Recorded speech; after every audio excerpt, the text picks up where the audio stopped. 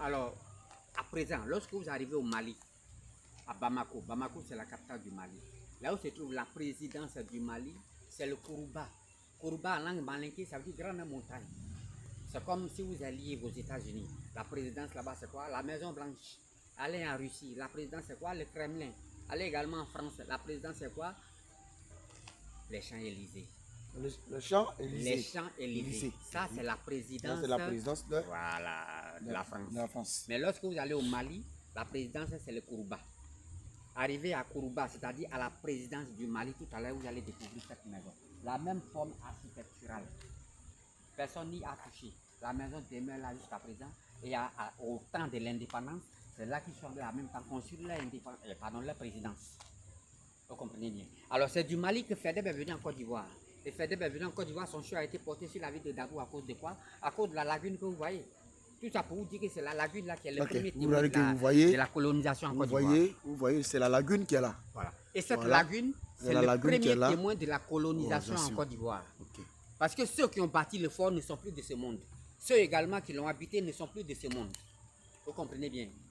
Alors, son choix a été porté sur la ville de Dabou à cause de cette lagune. Pourquoi? Parce que tous les Européens, tous les colons qui débarquaient dans ces pays, c'est par ici. Vous comprenez bien. Alors, ceux-là débarquaient par ici, sur cette lagune-là. Voilà pourquoi le choix de Fedeb a été porté sur la ville de Dabou à cause de son immense hauteur, l'hauteur sur laquelle nous sommes arrêtés. Vous comprenez bien. Alors c'est pour vous dire que Fedeb a dormi ici, Fedeb a habité ici.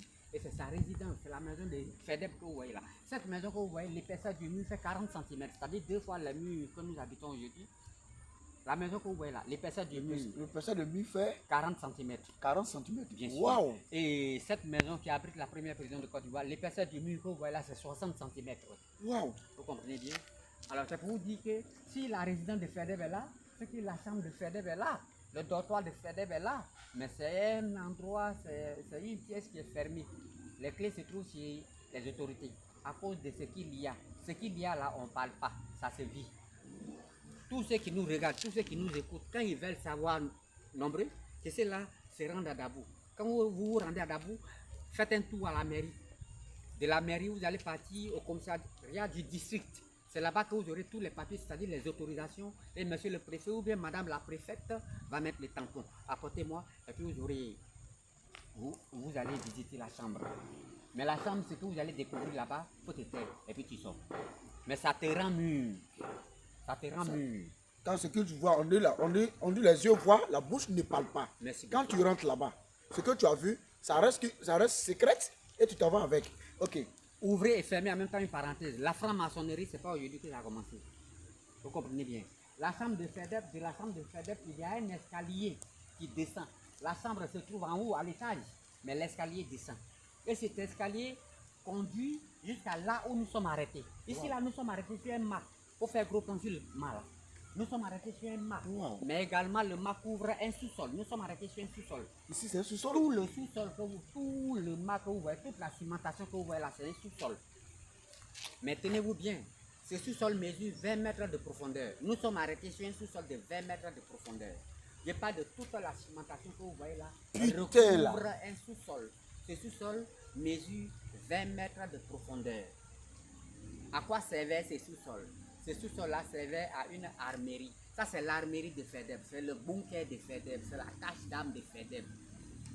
Imaginez un peu, un seul individu comme Fedeb dispose d'une telle armerie avec une telle profondeur.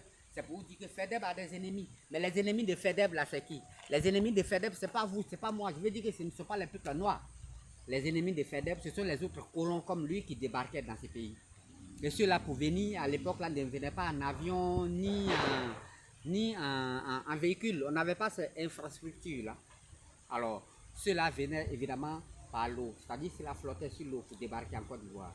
Flotter sur l'eau, débarquer en Côte d'Ivoire, c'est évidemment au sud. Moi, par exemple, je suis de l'ouest de la Côte d'Ivoire. Là-bas, il n'y a pas la mer. Il y a de l'eau, mais il n'y a pas la mer. Donc, ces Européens-là empruntaient des bateaux, des pinaches ou même des pirogues, en tout cas pour venir en Côte d'Ivoire. Et venir en Côte d'Ivoire, il faut débarquer forcément au sud de la Côte d'Ivoire. Le sud de la Côte d'Ivoire, c'est Abidjan et sa région jusqu'à San Pedro. C'est ça qu'on appelle le sud de la Côte d'Ivoire. Mais Abidjan et sa région, il y a une ville qu'on appelle Jacquesville. Voici Jacquesville que vous voyez. Juste derrière la lagune. C'est-à-dire, lorsque vous êtes au fort, là, vous regardez la lagune. Juste derrière la lagune, ce que vous voyez là-bas, là, c'est la ville proprement dite de Jacquesville. Et pas d'un quartier précaire. Ah bon? Et Ça, pas c'est la la ville donc c'est la proprement. ville proprement de sa ville qui est là? C'est Jacquesville que vous voyez. Restez à moi jusqu'à 18h, vous verrez des lampadaires.